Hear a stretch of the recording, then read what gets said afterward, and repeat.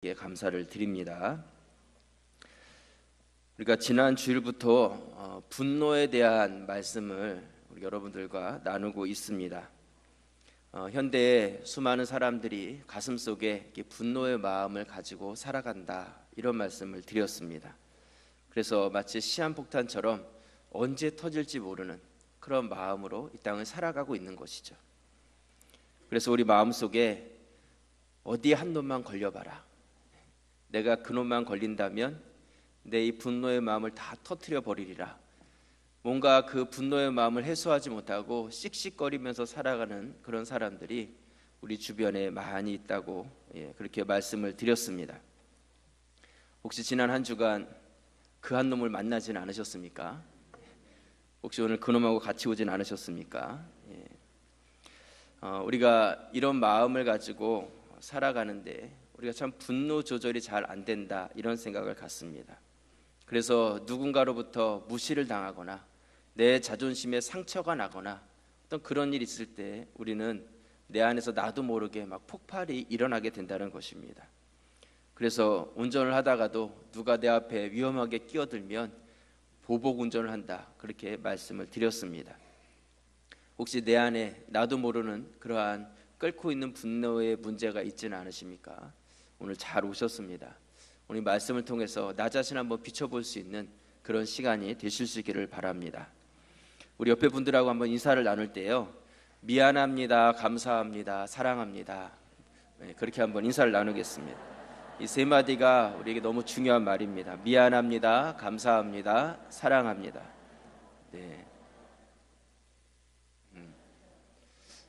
별로 미안한 표정은 아니신 것 같아요.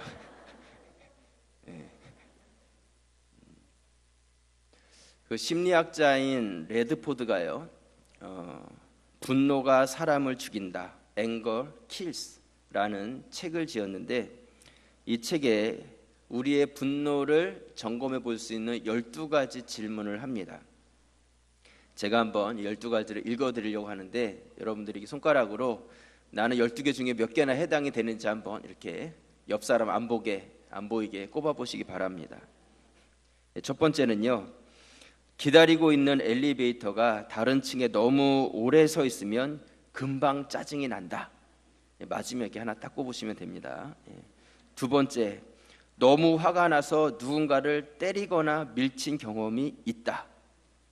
세 번째, 나를 화나게 했던 사건을 회상하면 다시 화가 난다. 벌써 3개인 분 계십니까? 네 번째, 마트에서 10개 이하의 물건을 계산하는 줄에 그것보다 많은 물건을 가지고 온 사람을 보면 물건이 몇 개인지 세어본다. 다섯 번째, 미용사나 이발사가 머리를 마음에 들지 않게 잘랐다면 며칠씩 짜증을 낸다. 여섯 번째, 마트에서 직원이 거스름돈을 적게 주었다면 직원을 의심한다. 일곱 번째, 사소하고 성가신 일들이 하루 내내 쌓여 늘 짜증나게 한다.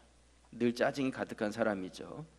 여덟 번째, 운전할 때 누군가 앞으로 끼어들면 전조등을 번쩍거리면서 경적을 울린다. 아홉 번째, 친구와 심하게 다투고 헤어진 적이 있다. 열 번째, 다른 사람의 무능력 때문에 화가 나는 경우가 많다. 11번째, 아내나 남편이 요리할 때 잘하고 있는지 지켜보는 경우가 많다. 마지막으로 12번째, 약속 시간에 늦게 오는 사람에게 화를 낼 말을 미리 생각하고 있다. 오기만 해봐라. 몇 개나 되십니까? 굳이 말씀 안 하셔도 괜찮습니다. 나만 알고 있으시면 돼요.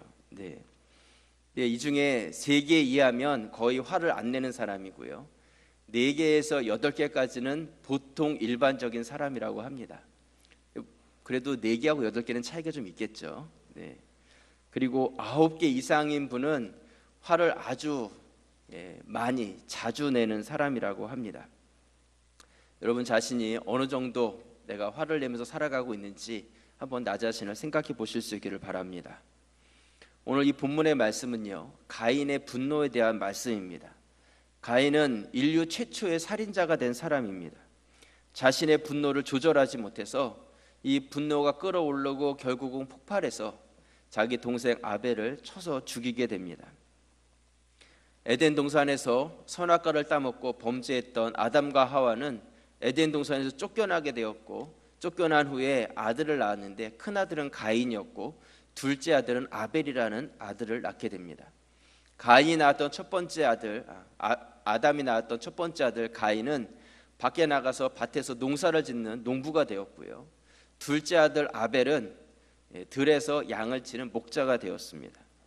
이 두 사람이 1년이 지나서 자기가 거둬들인 것을 가지고 하나님께 제사를 드리게 되죠.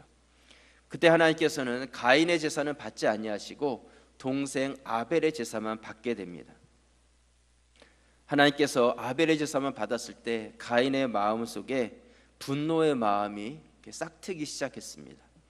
오늘 창세기 4장 4절 말씀에 보시면 아벨은 자기도 양의 첫 새끼와 그 기름으로 드렸더니 여호와께서 아벨과 그의 제물은 받으셨으나 5절 같이 읽겠습니다. 가인과 그의 제물은 받지 아니하신지라 가인이 몹시 분하여 안색이 변하니. 가인이 몹시 분해하고 있어요. 화가 나 있는 것이죠. 우리도 얼굴을 보면 나 화 안 났어 이렇게 얘기해도 얼굴에 화가 나 있는 사람 있잖아요. 화가 났는지 안 났는지 우리는 금세 알 수 있다는 것이죠. 가인은 지금 굉장히 화가 나 있었어요. 왜 화가 났냐면 내가 그래도 준비한 것을 가지고 제사를 드렸는데 하나님께서 받지 않으셨다는 것에 대해서 하나님께 대한 분노가 그 마음속에 들어오게 된 것이죠. 내 제사에 무슨 문제가 있었는지, 나의 잘못은 무엇인지를 생각하지 아니하고 내가 무시당했다는 것, 내가 준비한 것을 받지 않았다는 것, 그것에 대해서 지금 가인은 화가 나 있는 것입니다. 그러면서 하나님께서 내 제사는 안 받고 동생 아벨의 제사는 받았다는 것을 생각하면서 그 아벨에 대한 질투심이 생기게 되죠. 그리고 그 동생을 미워하게 됩니다. 그 분노의 마음을 지켜보고 계신 하나님께서는 그것을 알고 가인에게 경고의 말씀을 하십니다. 오늘 창세기 4장 6절에 보시면 여호와께서 가인에게 이르시되 내가 분하여 함은 어찌 됨이며 안색이 변함은 어찌 됨이냐. 7절 같이 읽겠습니다. 내가 선을 행하면 어찌 낯을 들지 못하겠느냐. 선을 행하지 아니하면 죄가 문에 엎드려 있느니라. 죄가 너를 원하나 너는 죄를 다스릴지니라. 하나님께서는 그 분에서 얼굴이 불그락불그락하는 그 가인에게 야, 네가 지금 분한 마음이 가득 차 있어서 내 문 앞에 죄가 엎드려져 있구나 이렇게 말하고 있어요. 무슨 말씀을 하고 있는 거냐면 죄의 문제 때문에, 분노의 문제 때문에 네가 지금 곧 죄를 지을 것 같다는 그 경고의 말씀을 하고 있는 것이죠. 가인에게 있어서 그 동생에 대한 분노가 이렇게 커져가니까 이제는 내가 동생을 죽여야 되겠다는 그러한 죄의 문제까지 그것이 발전해 갔다는 것입니다. 제가 앞으로 말씀을 드리겠지만요, 여러분, 이 분노의 문제는 죄의 문제입니다. 가인이 그 안에서 분노가 해결되지 않으니까 하나님께서 죄가 내 문 앞에 지금 엎드려져 있다고 그렇게 경고하면서 말씀하고 있는 것이죠. 그런데 가인은 그 경고의 말씀을 들으면서도 그 분노를 해소하지 못했습니다. 그리고 결국은 그 분노가 폭발해 버리죠. 오늘 창세기 4장 8절 말씀 우리 같이 한번 읽겠습니다. 가인이 그의 아우 아벨에게 말하고 그들이 들에 있을 때에 가인이 그의 아우 아벨을 쳐 죽이니라. 하나님께서 경고하셨음에도 불구하고 가인은 그 동생을 쳐서 죽여버립니다. 근데 이 말씀 우리가 다시 한번 가만히 묵상해 보면요, 가인이 그의 아우 아벨에게 뭐 했다고요? 말했다 이렇게 말씀하고 있어요. 가인이 그의 아우 아벨에게 말하고 그 다음에 그들이 들에 있을 때 쳐 죽였다는 것이죠. 곧 그냥 우연히 들에서 만나서 죽인 것이 아니에요. 또 아벨이 있는 곳에 가인이 몰래 찾아가서 죽인 것이 아니라 의도적으로 아벨과 대화하고 그를 유인해서 그를 죽일 수 있는 곳으로 끌고 가서 그곳에서 동생을 쳐서 죽였다는 것이죠. 치밀한 계획 가운데 이 살인이 진행이 되었다는 것을 알 수 있습니다. 여러분, 이 분노의 마음, 이 마음이 우리 안에 가득하게 되면 이러한 죄악된 모습으로 우리가 치닫게 된다는 것을 우리에게 알려주고 있는 말씀이라는 것이죠. 여러분은 이 가인의 분노가 정당한 분노입니까? 절대로 정당하지 않습니다. 그런데요, 우리는 이 아담의 후손이고 그리고 또한 가인의 후손이라는 것입니다. 우리의 삶 가운데서도 동일하게 이 분노의 문제들이 계속해서 찾아오고 있다는 것이죠. 가인처럼 우리 안에 이 분노가 계속해서 절제되지 못하고 끌어오르고 있다는 것입니다. 우리가 다 예수 그리스도를 믿고 이 자리에 나와 있지만 우리가 예수를 믿었다 할지라도 이 분노의 문제가 절제되지 못하고 조절되지 못하는 그러한 크리스찬들이 너무나 많이 있다는 것입니다.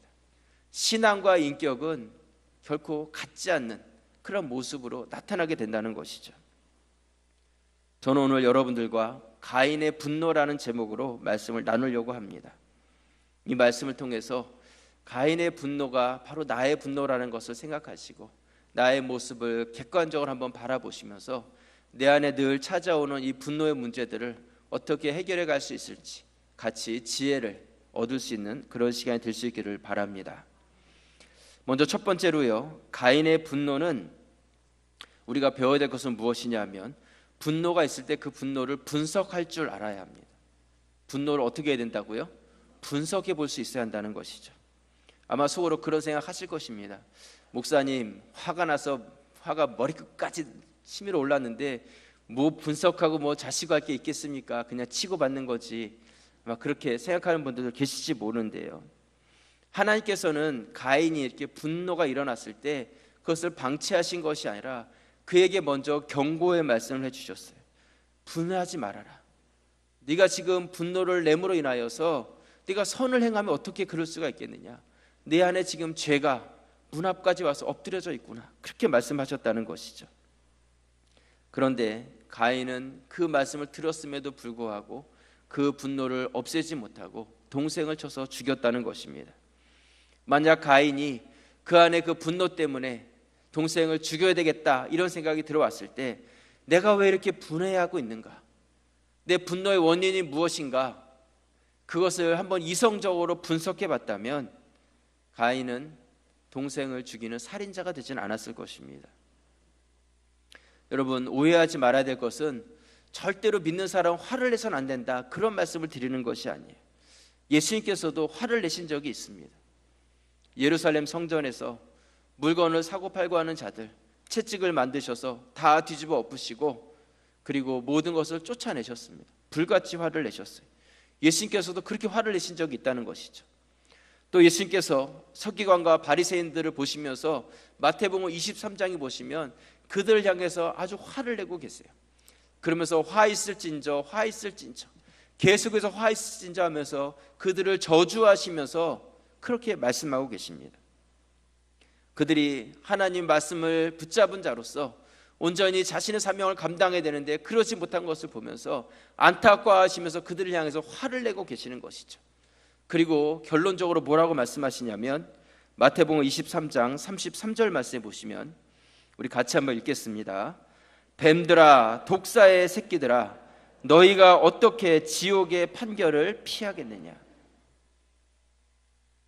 여기서 예수님께서는 그들을 향해서 너희는 뱀이고 독사의 새끼들이다, 그렇게 말씀하고 있는 것이죠. 예수님께서 얼마나 지금 화가 나 있는지 우리가 느낄 수 있지 않습니까? 집에 가셔서 꼭 이 마태복음 23장 말씀 한번 읽어보시길 바랍니다. 예수님께서 이처럼 화를 내고 계시는 것이죠. 하지만 우리가 일반적으로 알고 있는 그 예수님은 어떤 분이십니까? 예수님은 사랑이 많으신 분이십니다. 예수님은 언제나 용서할 수 있는 그런 마음을 가지고 계신 분이세요. 자신을 못 박는 자들을 향해서도 아버지여 저들의 죄를 용서하여 주옵소서, 저들이 자기가 하고 있는 일을 알지 못하기 때문에 저렇게 큰 죄를 짓고 있는 것입니다. 그러면서 예수님께서 용서하신 분이시라는 것이죠. 그렇다면 예수님께서 어떨 때는 화를 내셨고 어떨 때는 용서하셨는가, 우리가 그것을 한번 생각해 볼 필요가 있다는 것이죠. 분석해 볼 필요가 있다는 것입니다. 여러분, 예수님께서는요 자신의 자존심이 상처를 입었을 때 화를 내지 않으셨어요. 억울한 일을 당하셨을 때 화를 내지 않으셨습니다. 조롱과 저주를 받으셨을 때 예수님 화를 내지 않으셨어요. 예수님께서 화를 내셨던 것은 하나님께서 영광을 받지 못할 때, 하나님의 뜻이 가려지게 되었을 때, 하나님의 전이 그 뜻에 맞게 쓰임받지 못했을 때 예수님께서는 화를 내셨다는 것이죠. 우리는 그것을 의분이다 이렇게 말을 합니다. 의로운 분노를 하신 거예요. 하지만 자기 자신이, 자신의 권위가 무시당했을 때 예수님께서는 그것을 참으셨어요. 오히려 그것을 받아들이셨다는 것입니다. 여러분들은 어떠한 분노를 내고 있으십니까? 우리가 내는 그러한 분노의 대부분은 어떤 의로운 분노가 아니에요. 내가 무시당한 것, 내 자존심이 상한 것, 그런 것에 대해서 참지 못하고 폭발할 때가 많이 있다는 것입니다. 인격적으로 훌륭한 사람은요, 분노 조절이 잘 되는 사람이 인격적으로 훌륭한 사람입니다. 그렇지 않습니까? 우리 주변에 있는 사람들을 바라보면 분노를 잘 조절하는 사람들이 인격적으로 훌륭한 사람이라는 것이죠. 예수님께서 어떨 때 화를 내셨고 어떨 때는 참으셨는지 우리가 그것을 잘 분석하고 내가 또한 어떻게 살아가야 될지를 한번 생각해 보실 수 있기를 바랍니다. 교회 내에서도 마찬가지입니다. 우리의 그 성도와 성도 관계성 가운데서 내 자존심이나 자기의 생각과 자기의 의견만을 생각하다 보면 자기가 하는 말이 너무 거침없은 말이 되고 또한 상대방에게 아픔과 상처가 되는 말을 하게 된다는 것이죠. 그것으로 인해서 나는 다른 사람에게 상처를 주고 공동체 안에서는 이상한 사람으로 낙인 찍혀버리는 그런 일들이 있게 된다는 것입니다. 여러분, 정당한 의로운 분노는 공동체를 바로잡아주고 또한 공동체가 잘못된 길로 가지 않도록 지켜주는 그런 힘이 있지만 우리 자신만을 생각하는 그런 분노는 공동체를 아프게 하고 또한 엄청난 후유증을 남기게 된다는 것을 기억하실 수 있기를 바랍니다. 요즘 사회적으로 참 불안한 시대를 우리가 살아가고 있습니다. 짜증나는 일들이 참 많아요. 그런데 우리가 그런 때일수록 한번 나 자신의 그 짜증과 분노를 한번 분석해 보실 수 있기를 바랍니다. 현실을 보면 짜증나는 일이 많을지 모르지만 우리가 좀 더 나의 삶을 이렇게 비춰본다면 우리는 짜증보다는 감사할 것이 정말 많은 사람들이에요. 나 자신의 모습을 바라보면 정말 감사할 것이 훨씬 많은 사람들이라는 것이죠. 그렇지 않습니까? 얼마 전에 네팔의 지진으로 인해서 수많은 사람이 죽었습니다. 길이 끊어지고 고립되고 먹을 것이 부족하고 마실 물이 없어서 많은 사람들이 지금까지도 고통하고 있습니다. 그래서 저희 교회에서도 우리가 마음을 모아보자. 그래서 구제 헌금을 그렇게 모았습니다. 그래서 얼마가 거쳤냐면 저희 교회에서 198만 원이 거쳤습니다. 여러분들이 모아주신 금액이 198만 원이었어요. 그 중에 100만 원은 네팔에서 실제적으로 사역하고 계신 선교사님에게 직접 송금해서 보내드렸습니다. 구호품들이 이렇게 모여졌는데 길이 끊어지고 차량이 확보가 되지 않으니까 그것을 전달해 줘야 되는데 고립되어 있는 곳에 전달을 하지 못한다는 거예요. 그래서 이렇게 돈을 보내드리고 그것에서 차량을 확보하고 어려운 지역에 있는 분들에게 이 구호품을 나눠드렸다는 그런 말씀을 들었습니다. 또 나머지 98만 원 중에서 2만 원을 더 보태가지고 우리 총회에서도 이 네팔 구제 성금을 모았는데 총회로 보내드렸어요. 총회에서 저희 가자제일교회 앞으로 성도님들과 모든 분들께 감사하다고 이렇게 편지를 받았습니다. 여러분, 우리가 도움을 받는 인생이 아니라 어려움 가운데 있는 사람들을 도울 수 있는 그러한 삶을 살아간다는 것, 그것만으로도 우리는 얼마나 감사한 그런 삶을 살고 있냐는 것이죠. 지금도 수많은 사람들이 전쟁과 죽음과 또한 여러 가지 고통 가운데서 살아가고 있는데 우리는 그들을 도울 수 있는 형편 가운데 살아가고 있다는 것이죠. 현실의 나의 모습 가운데서 불평과 불만, 분노와 짜증, 그것으로 날마다 살아가는 그런 인생이 아니라 한번 나의 삶을 객관적으로 분석해서 바라보면서 기쁨과 감사가 있는 그런 성도의 삶이 되실 수 있기를 부탁을 드립니다. 알렉산더 대왕이요, 자신의 절친한 친구이면서도 부하 장수였던 클레이투스 장군이 술에 취해 있는 그 모습을 보면서 아니 장수가 저렇게 해이한 모습을 보여줘야 되겠느냐, 그래가지고 그 알렉산더 대왕이 창을 들어가지고 한번 경고한다는 의미로 창을 던졌는데 그 창이 그 친구이면서 부하 장수였던 클레이투스의 심장에 꽂혀가지고 그 자리에서 죽고 말았습니다. 순간적인 분노가 살인을 만들어낸 것이죠. 그리고 그 죄책감으로 인해서 그 뒤로 많은 정신적 아픔을 이 알렉산더 대왕이 겪었다는 것입니다. 여러분, 알렉산더 하면 얼마나 대단한 사람입니까? 세상을 제패한 그런 사람이었다는 것이죠. 하지만 그가 세계를 제패하는 힘을 가졌지만 자기 마음을 다스리지 못했기 때문에 큰 아픔을 겪게 되었다는 것이죠. 여러분, 우리가 아무리 큰 힘이 있고 산을 옮길 만한 그런 능력이 있다 할지라도 우리 안에 이 분노가 절제되고 조절되지 못하면 그 힘과 능력이 아무것도 소용없어져요. 교회가 아무리 큰 힘이 있고 많은 사명과 사역을 감당한다 할지라도 이 분노의 문제가 절제되지 못하고 이것을 우리가 조절하지 못하면 아무리 많은 사역과 많은 일들, 존경받은 많은 일들을 한다 할지라도 그 모든 것들이 다 아무것도 되어지지 않는다는 것입니다. 사랑하는 우리 성도 여러분, 내 안에 있는 그런 분노의 모습들 이성적으로 바라보시고 잘 분석해 감으로 인하여서 여러분들이 그 가운데 내가 모든 행하는 일들이 하나님 앞에서 의미와 가치를 발견해가는 그런 일들이 되실 수 있기를 주님의 이름으로 부탁을 드립니다. 두 번째로요, 우리가 가인의 분노를 통해서 또 한 가지 배울 수 있는 것은 분노는 죄라는 것을 아셔야 합니다. 분노는 죄라는 것이죠. 가인이 분노하였고 그 분노의 결과가 살인을 저질렀어요. 여러분, 분노는 죄입니다. 그렇기 때문에 분노를 이기면 죄를 이기는 것이고요, 죄를 이기면 사탄을 이기는 것입니다. 분노가 죄이기 때문에 분노를 이기면 죄를 이기고 죄를 이기면 사탄을 이기는 힘을 우리가 갖게 된다는 것입니다. 어떤 분들은 나는 태어나면서부터 좀 짜증이 많아요. 태어나면서부터 분노가 많습니다. 그래서 그런 분들 얼굴을 보면 얼굴에 짜증이 가득한 그런 분들도 있어요. 혹시 내가 그런 사람은 아니십니까? 그러면서 내가 이렇게 화를 자주 내는 것을 당연한 것처럼 여기는데요, 이런 원래 그런 사람은 없습니다. 원래 그렇다면 여러분들이 그것을 고쳐갈 수 있어야 한다는 것이죠. 노력해야 한다는 것입니다. 마태복음 5장 21절 말씀에 보시면요, 예수님께서는 이렇게 말씀하십니다. 옛사람에게 말한 바 살인하지 말라. 누구든지 살인하면 심판을 받게 되리라 하였다는 것을 너희가 들었으나 22절 같이 읽겠습니다. 나는 너희에게 이르노니 형제에게 노하는 자마다 심판을 받게 되고 형제에 대하여 라가라 하는 자는 공회에 잡혀가게 되고 미련한 놈이라 하는 자는 지옥불에 들어가게 되리라. 예수님께서는 살인하는 죄, 그런 죄만이 큰 죄라고 생각하는데 그것이 아니라 형제에 대해서 분을 내고 형제를 욕하는 자들, 그런 자들은 그 죄가 커서 지옥불에 들어가게 된다, 그렇게 말씀하고 있습니다. 여러분, 분노가 바로 그런 결과를 만들어낸다는 것이죠. 여러분, 분노도 습관이라는 것을 알고 계십니까? 분노도 습관이라는 거예요.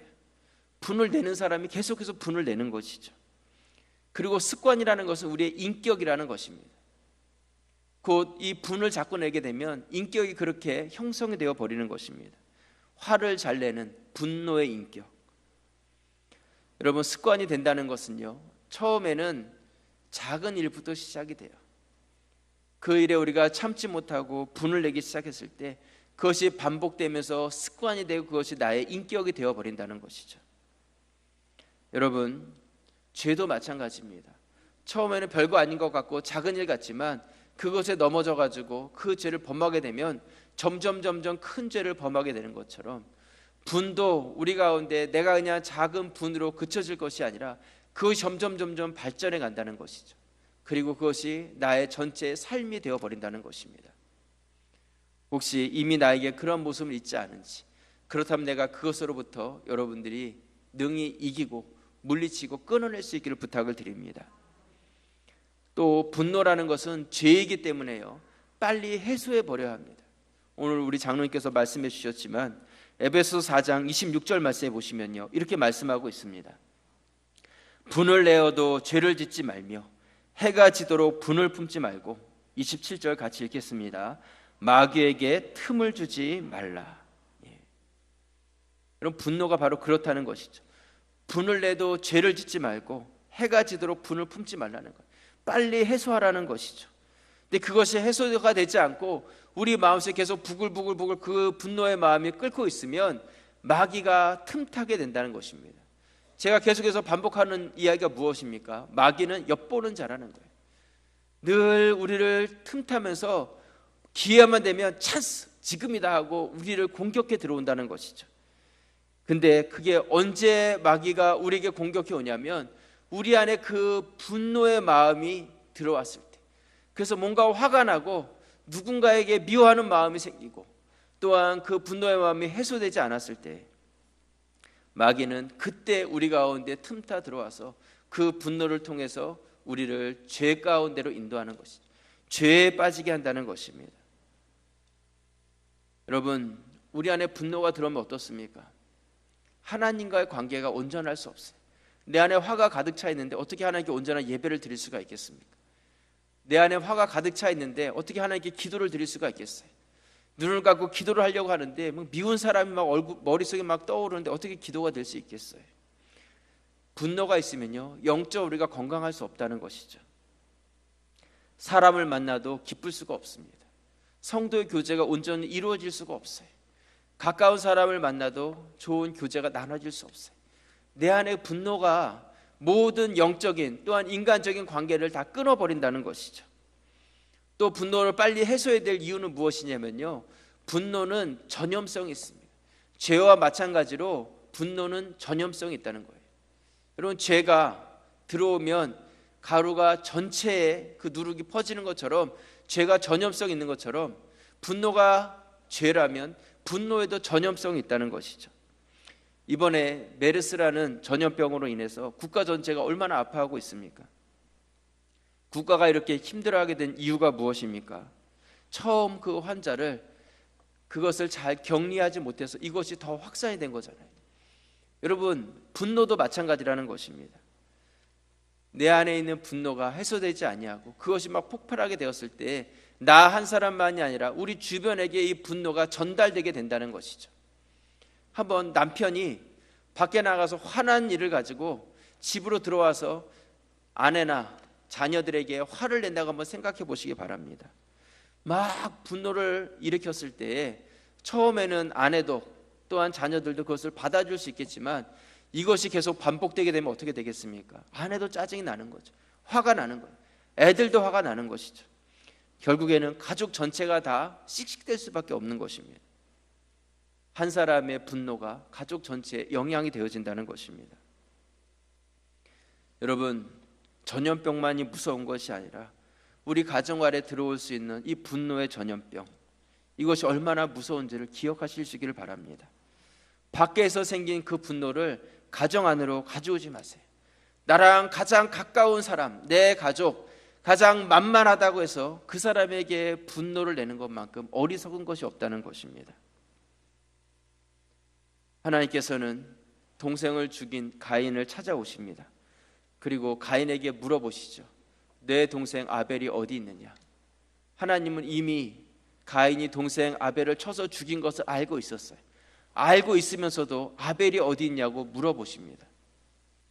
그때 가인이 뭐라고 대답을 합니까? 창세기 4장 9절 말씀 같이 읽겠습니다. 여호와께서 가인에게 이르시되 내 아우 아벨이 어디 있느냐?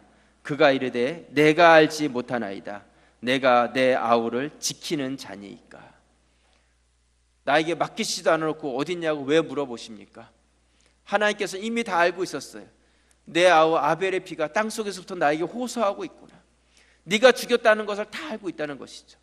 그럼에도 불구하고 하나님께서 살인자 가인을 찾아오셔서 내 아우 아벨이 어디 있냐고 물어보신 것은 왜 죽였느냐, 그를 책망하기 위해서가 아니라 모든 분노로 인해서 관계성이 끊어진 가인에게 그럼에도 불구하고 하나님과의 관계성을 놓지 아니하시고 다시 한번 마지막 기회를 주고 계신 하나님의 질문이었다는 것이죠. 그런데 가인은 그 하나님의 그 질문 앞에서 내가 내 아우를 지키는 자입니까? 죽여서 땅속에 묻어놓고 가인은 나는 모른다고 그렇게 이야기하고 있는 것이죠. 저는 이 말씀 묵상하면서 아직도 이 가인 안에서 그 분노의 문제가 해소되지 않았다는 것, 하나님께 대한 그 분노의 마음, 내 제사를 받지 않으신 그 하나님에 대한 그 마음이 아직 해소되지 않아서 그것이 내 안에서 부글부글 끓고 있기 때문에 하나님의 질문 앞에 가인은 이렇게 대답하고 있다는 것입니다. 사랑하는 우리 성도 여러분, 분노는요, 우리의 판단력을 흐리게 합니다. 우리를 실수하게 만든다는 것이죠. 하나님과의 관계를 끊어버리게 만들고 결국은 후회를 만들어내는 것입니다.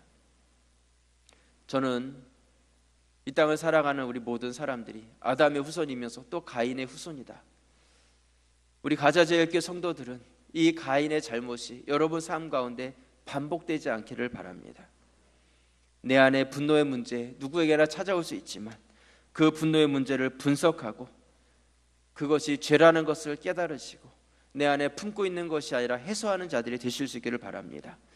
그러므로 인하여서 하나님과의 관계를 온전하게 세우고 성도의 관계 또한 가족 안에서의 관계 이것을 건강하고 온전하게 세워서 사단의 어떠한 공격 앞에서도 우리가 다 물리치고 승리해낼 수 있는 그런 믿음의 성도들이 되시기를 주님의 이름으로 축원합니다. 기도드리겠습니다. 아버지 하나님 고맙고 감사합니다. 내 힘으로 분노의 문제 해결할 수 없지만 예수 그리스도 먼저 이 땅에 오셔서 승리하신 그분을 바라봅니다. 주님께서 도와주셔서 주님께서 의분을 내셨을 때와 참고 인내하셨을 때를 우리가 분별하게 도와주시고 화를 내야 될 때와 참아야 될 때를 우리가 온전히 알아서 이 땅을 영적으로 바르게 살아갈 수 있는 믿음의 성도가 되게 해 주옵소서. 그러므로 인하여서 잘못된 것은 온전히 하게 도와주시고 때로 내가 참고 인내함으로 인하여서 온전히 승리하며 나아가는 믿음의 성도들 되게 하여 주시옵소서. 분노는 죄라는 것을 깨닫게 하여 주시고 아버지 하나님 죄에 지는 자가 되지 않게 도와주시고 분노를 끊고 전염성을 끊고 이 땅 가운데 승리하며 나아가는 믿음의 성도들 되게 하여 주시옵소서. 지금도 사단은 분노의 마음을 우리 가운데 있는지 엿보고 있습니다. 사단이 틈타지 않도록 지켜주시고 죄에 넘어지는 자들이 되지 않도록 도와주시며 주님 앞에서 승리하며 나아가는 믿음의 성도들 되게 해 주옵소서. 믿사오며 예수 그리스도 이름으로 기도드리옵나이다. 아멘.